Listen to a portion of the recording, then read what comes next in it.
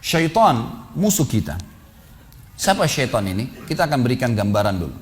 Manusia sama Allah menciptakan malaikat dari cahaya dan malaikat tidak melalui proses biologis. Allah ciptakan tiba-tiba besar, bersayap, bertugas, gitu kan. Jin dan manusia yang diberikan taklif, beban hukum, maka mereka melalui proses biologis.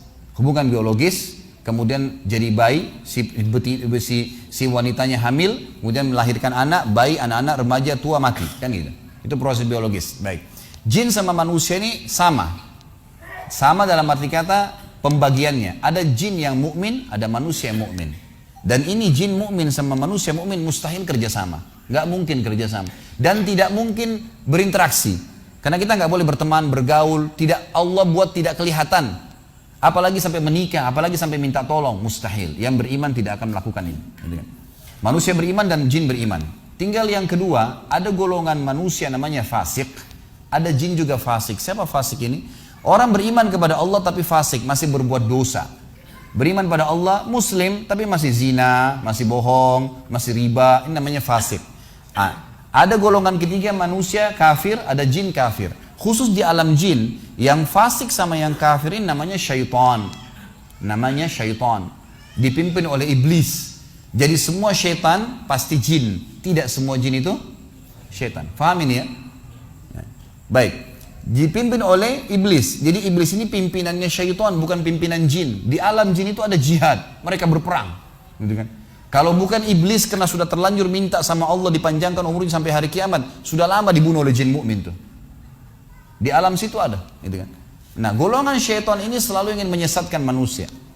Menyesatkan manusia. Tentu ini disebutkan dalam surah Jin ya. Di antara ayatnya adalah a'udzubillahi minasyaitonirrajim wa kana yaqulu safihuna 'alallahi syatata. Jin-jin beriman berkata, dulu orang bodoh di antara kami, maksudnya iblis, telah berkata kepada Allah sesuatu yang dusta, yang buruk, yaitu Allah punya anak, itu kan, suruh sembah berhala, ngakuin dia sebagai Tuhan. Jadi jin beriman membantah itu. Jin beriman membantah itu. Dan ulama sepakat mengatakan jin beriman akan masuk ke dalam surga bersama dengan orang beriman. Walaupun manusia lebih tinggi derajatnya, karena manusia khalifah. Karena manusia adalah khalifah. Jin-jin ini cuma ikut. Dari 124 ribu nabi yang Allah utus, diantaranya 313 rasul. Itu semuanya dari manusia, tidak ada dari jin. Jin cuma sekedar mengikuti kita. Makanya tidak boleh interaksi, nggak boleh minta tolong, karena mereka di bawah kita, teman-teman sekalian. Di bawah manusia. Allah pada saat mengatakan dalam surah Al-Baqarah kepada para malaikat, a'udzubillahi minasyaitonirrajim, inni ja'ilun fil ardi khalifah, saya akan jadikan di muka bumi khalifah. Siapa khalifah? Ini pemimpin. Manusia ini begitu datang di sebuah tempat, tadinya kalau kosong, antum datang tinggal di situ, maka semua makhluk Allah pindah.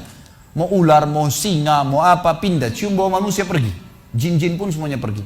Mereka nggak ada yang berani sama manusia, karena mereka tahu dengan sunnatullah ini khalifah. Bodohnya banyak manusia tidak faham. Mereka datang minta tolong kepada makhluk-makhluk ini. Apalagi golongan syaitan. Seperti contoh, dalam surah Jin disebutkan salah satu penyebab turun ayat-ayat 10 ayat pertama dalam surah Jin, tepatnya 15 ayat pertama. Kata Ibnu Katsir rahimahullah bahwasanya orang-orang Arab jahiliyah dulu, mereka biasa kalau mengadakan perjalanan, mereka kalau turun di sebuah lembah, maka tidak ada sebab, tidak ada apa-apa. Tapi pimpinan kafilahnya mengeluarkan setengah bekal dari bekal makanan mereka, minuman mereka. Lalu dia pergi ke tengah-tengah lembah lalu berkata, wahai penjaga lembah, ini setengah bekal kami, ambillah dan jangan ganggu kami. Apa kata Allah Azza wa Jalla tentang syaitan yang lewat di situ? Fazaduhum rahaqa. Syaitan-syaitan makin kerjain mereka. Awalnya nggak ada apa-apa. Yang jaga lembah malaikat, yang jaga gunung malaikat, yang tiupin angin malaikat, yang turun hujan malaikat. Semua malaikat nih penuh di muka bumi ini. Tapi bodohnya dia datang minta-minta kepada syaitan. Selalu kalau orang-orang, maaf saya bahasakan, ini harus diganti definisinya. Banyak orang bilang di Indonesia orang pintar. Ini orang tidak pintar. Orang tidak normal, jangan dibilang paranormal. Ini definisi yang salah sehingga membuat orang awam pada belajar sama mereka. Ini orang-orang bodoh.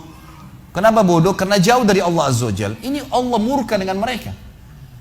Mereka bodohnya datang tidak faham kedudukannya sebagai khalifah. Mereka manusia.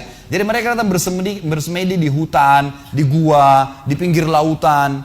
Hari pertama dia bersemedi, syaitannya lewat, syaitannya berani ganggu. Ini manusia nih, ini khalifah, pemimpin. Tapi hari kedua, hari ketiga, nggak makan, nggak minum, buang air besar di situ, buang air kecil di situ. Bodoh. Akhirnya syaitan mulai hari ketiga keluarin suaranya. Iya, kamu mau apa? Ya, saya mau ilmu kebal. Coba perhatikan orang bodohnya syaitan, ya. Terus kemudian membodohi orang yang pintar. Orang pintarnya jadi bodoh juga kena ikut-ikutan. Disuruh apa? Minum darah, minum kencing kamu, makan kotoran kamu. Bodoh. Gimana caranya nih? Allah sudah bongkar kepada kita masalah itu, soalnya bukan perkataan saya, gitu kan? Dibongkar kedoknya gitu. Seperti ibaratnya orang-orang yang kuliah, Anda kuliah, sarjana, pintar, masya Allah cerdas, sakit kepala lewat di pinggir jalan, lewat anak SD, dek sebentar dek, panggil, kita lagi, ini orang lagi sakit kepala nih, orang kuliah nih, panggil dek, kepala saya sakit, apa obatnya? Si anak SD bilang, minum kencing saya kak. Bodohnya nih anak kuliah mengatakan, baik sini kencingmu. Begitu orang yang kerja sama jin teman-teman. Syaitan musuh, syaitan lemah. Dan itu jalan di muka bumi cuma ada dua teman-teman. Jalannya Allah Azza wa Jalla, Allah, la ilaha illallah. Ini Allah, tidak ada Tuhan selain. Ujung-ujungnya masuk surga. Juru bicaranya nabi-nabi, diteruskan oleh para ulama. Sebagaimana sabda Nabi SAW, al-ulama warasatul anbiya. Ulama pewaris para nabi. Dilanjutkan oleh para da'i-da'i. Mau selamat hadir majelis ilmu seperti ini. Karena ini memandu ke jalan nabi-nabi dan nabi pandu ke jalan Allah SWT. Dan ini adalah jalan yang masuk ke surga, nggak ada jalan lain. Jalan yang kedua dan tidak ada jalan yang ketiga, jalannya syaitan, iblis. Juru bicaranya dukun, peramal, penyamun, penyihir dan ahli maksiat. Berkumpul sama mereka pasti dipandu ke jalan syaitan, ujung-ujungnya neraka. Nggak ada jalan lain dan tidak bisa disatuin, nggak bisa. Nggak bisa. Orang yang bilang, oh saya cuma pelihara khadam jin muslim, ini sama syaitan itu. Itu syaitan, nggak boleh. Inna syaitana lakum aduun fattakhiduhu aduwa, kata Allah. Syaitan musuh kalian, jadikan musuh. Tahu musuh teman-teman sekalian? Kalau saya lagi berhadapan sama musuh di medan perang, saya pegang perisai, pegang pedang. Lalu musuh saya juga begitu. Kalau saya tidak nangkis, tidak nyerang, dia apain sama musuh? Dibacot lah, dibunuh pasti, gitu kan? Kalau tidak nangkis, digoda sama syaitan, dibisikin, a'udzu billahi minasyaitonir rajim. Lawan, tepis, tangkis. Dibisikin apa-apa, jangan ikutin. Seperti orang lagi tawarin produk, kita lagi di mobil ditawarin produk, gak usah buka kacanya, gitu kan? Syaitan begitu, jangan dihiraukan.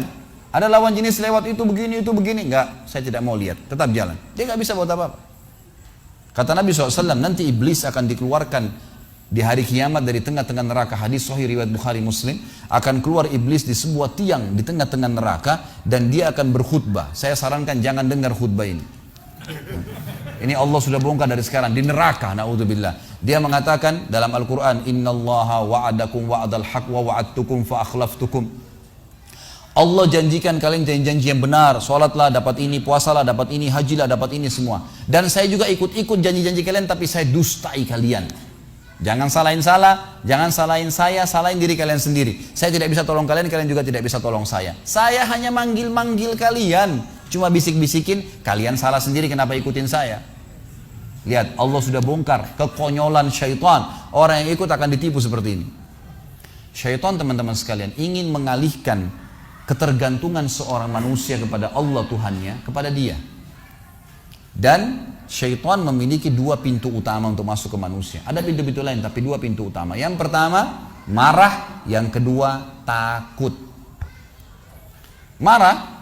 Di sebuah hadis Bukhari dijelaskan ada dua orang sahabat bertengkar sampai wajah mereka memerah. Kata Nabi SAW, saya tahu kalimat kalau keduanya mengucapkan akan hilang marah dari mereka. Kata ada sahabat di sebelah Nabi SAW berkata, apa itu ya Rasulullah? Kata Nabi SAW, kalau salah seorang di antara mereka atau keduanya membaca, a'udzu billahi samii'il 'alim minasyaitonir rajim. Saya berlindung kepada Allah yang maha mendengar dari syaitan yang rajim. Apa itu rajim? Indonesia terjemahkan terkutuk. Kalau saya masih punya terjemahan berbeda nih. Rajim itu dari kata-kata rajam, dilempar. Jadi bukan terkutuk ya. Makna ulama mengatakan dalam tafsir ar-rajim artinya adalah kalau kita membaca satu kali isti'adzah, Allah utus malaikat untuk memanah syaitan yang sedang menggoda kita dengan panah-panah api. Makanya dikatakan ar-rajim. Kalau terkutuk masih sempit. Ini memang dipanah oleh malaikat. Makanya kalau antum merasa terganggu, jalan di tempat gelap, merinding, ada bisikan, a'udzubillahi minasyaitonirrajim. Masih ada 2 kali. Insya Allah maksimal 5 kali saya jamin dengan izin Allah nggak ada lagi itu. Hilang semua itu. Karena malaikat datang, bukan tugas kita, nggak usah repot-repot. Manusia khalifah, nggak usah repot-repot lawan syaitan. Udah malaikat tugasnya. Gitu kan? Allah kasih malaikat tidak tidur, tidak capek, kuat, bisa lawan mereka. Bukan tugas kita. Baca a'udzubillahi minasyaitonirrajim, selesai.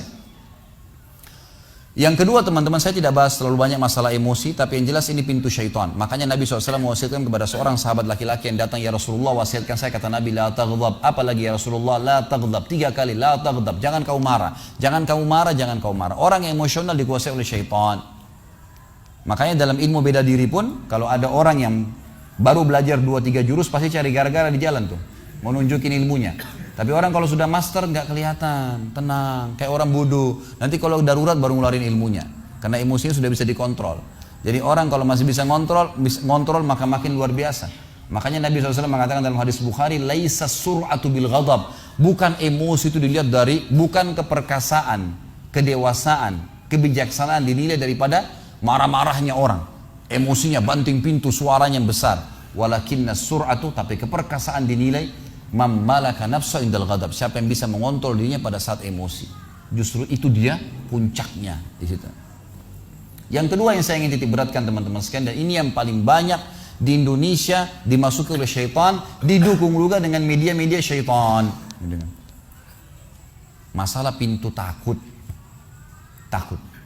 Kenapa dukun-dukun itu kalau kita masuk ke tempatnya selalu gelap, ada tengkorak, remang-remang. Karena antum harus takut dulu. Kalau ada rasa takut, bisa dikuasai nama dia. Tapi kalau tidak takut, gak bisa. Orang yang mau dihipnotis, kalau akidahnya benar, gak bisa dihipnotis tuh. Setannya gak berani.